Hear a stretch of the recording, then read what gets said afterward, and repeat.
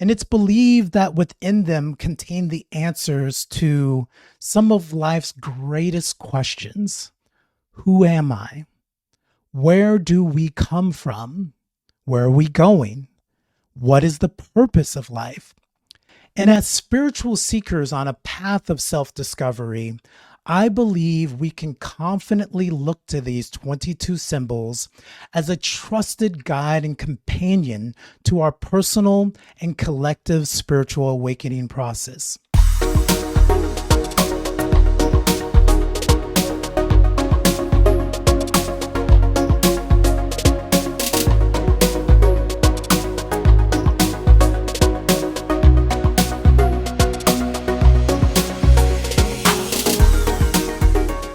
Okay, welcome to the Master Builder podcast, where each week we will explore the spiritual nature of consciousness and the spiritual laws of the universe to awaken our potential, power, and purpose. I'm your host, Eric, and since this is the first episode, I thought it would make sense for us to take some time and explore the theme and the intention of what we'll be discussing here, which essentially is based on the exploration of 22 principles, 22 universal laws, or 22 archetypes of consciousness. And these are symbolically expressed by the 22 major arcana of the tarot. So it's been said that the tarot symbolically contains the summary of universal laws that were known to the enlightened ancient Egyptians of the past. And this is where it gets its other name, the Book of Wisdom, or the Book of Thoth is also called sometimes.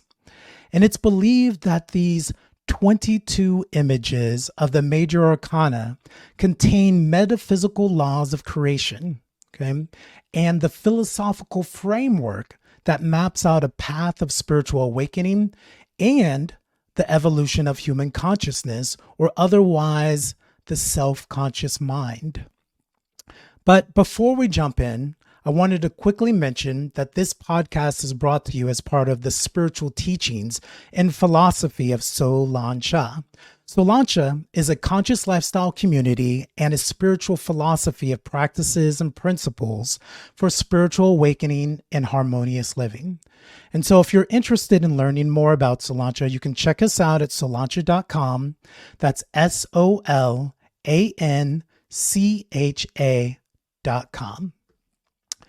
Okay, so back to it. As I mentioned before, we are exploring the 22 archetypes, the 22 principles or spiritual laws of creation that are said to be symbolically represented in the major arcana of the tarot. And the knowledge of these 22 laws dates back to ancient Egypt as part of an initiation of spiritual knowledge that was held symbolically within 22 hieroglyphic images. And they were found and eventually copied and made into the tarot as we know it today. And it provided a kind of framework and a summary of universal laws that govern the evolutionary stages of human consciousness and spiritual awakening. And you might even call this, I guess, ascension or the path of enlightenment, right? I think all of these things are speaking of the same thing. So this esoteric knowledge has been passed down through a variety of different spiritual traditions. And because the symbolic nature of the images is multidimensional, they can represent metaphysical principles, metaphysical laws, right, that we're governed by, as well as the archetypal energies that influence our consciousness or psyche. And through the contemplation and meditation, right, the symbols reveal the natural laws of the universe to which we are governed by, to which, as far as I can tell, really play a major role in shaping everything from art, society, science, and ultimately the entire universe is really subject to these laws. And it's believed that within them contain the answers to some of life's greatest questions. Who am I? Where do we come from? Where are we going? What is the purpose of life? And as spiritual seekers on a path of self-discovery, I believe we can confidently look to these 22 symbols as a trusted guide and companion to our personal and collective spiritual awakening process. Now, there's one other thing I want to add, and that's the significance of this number according to numerology. And according to this ancient art of numerology, the number 22 is considered a master number. And within this number contains the ability to turn dreams into reality, they say. The number 22 contains all of the archetypal energies of some of the most substantial, universal, and creative laws that we are governed by. And this is why in numerology, they have named it the Master Builder number. Right? The Master Builder. And it's interesting because I know so many people, including myself, who repeatedly see the number 1111, right? Maybe you've been seeing it too, repeatedly over and over again. Maybe you've been seeing it for years. Maybe you've just started seeing it. But when you calculate 1111 numerologically, it equals 22. And just perhaps it's some sort of sign, some sort of wake up call or alarm, right? To all the spiritual seekers, the light workers, the star seeds, the way showers, all of those wanderers, the indigos, essentially any compassionate soul that is beginning to awaken and become receptive to the divine vision or that divine spark and purpose, but has yet to actually actualize their full potential, their full power and purpose, right? Maybe this is for you. And so perhaps this is a call to awaken that master builder within you, for myself, or to each and every one of us. So maybe we need to pay a little more attention to it and what we were doing at the time, because maybe this is what it's telling us. It's calling us to master these principles, these archetypes, these laws within our own being.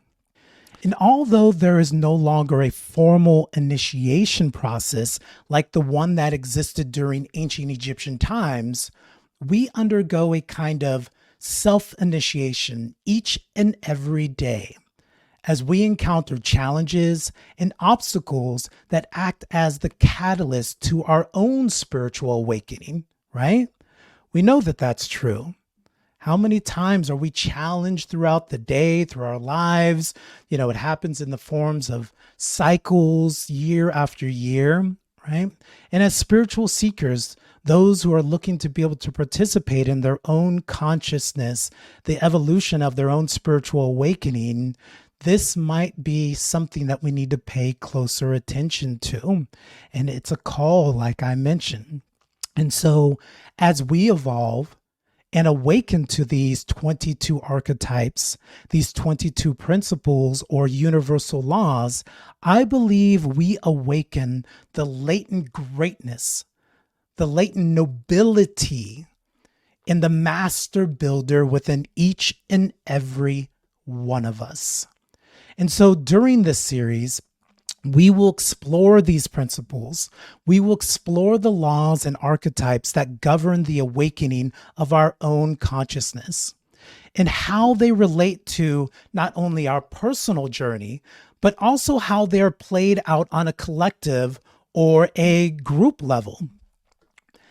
And it's my hope, right, that hopefully this will provide us all with a better understanding and insight into the activities and dramas being played out throughout the world, right, and society, personally or collectively, especially right now. Because according to many spiritual traditions, for example, like the Vedic tradition of the East, we are in the midst of a transition from one cycle of time called Kali Yuga, or the Iron Age, it's also called. And we are currently moving into a new cycle of time called Dwapara Yuga, or the Bronze Age.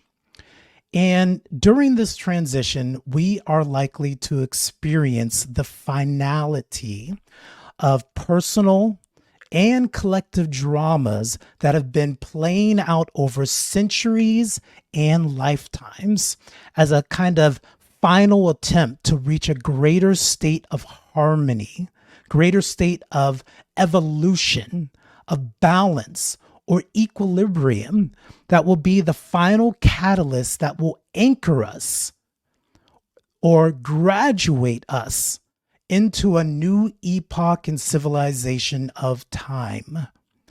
So now I'll be interviewing everyone from spiritual and industry leaders to really just everyday seekers on the path that earnestly desire to heal and awaken to a greater reality and understanding of the universe and our place within it. And anyone and everyone that can contribute to the conversation of how to live a more balanced and harmonious life that is more representative of the divine and our ideal or higher selves. But why are these laws and principles best depicted as symbols or archetypes? And the answer is that old adage that says a picture is worth 1,000 words. And when it comes to the 22 universal laws, the 22 principles, or 22 archetypes, this couldn't be more true. The very nature of these laws are multidimensional or multifaceted. This means there are layers and layers of understanding that can be applied based on the level of consciousness or the level of awareness we wish to apply the law, the principle, or the archetype to. So during this podcast series, we will do our very best to be able to penetrate the mysteries of these laws as they apply socially, physically, emotionally, mentally, and spiritually.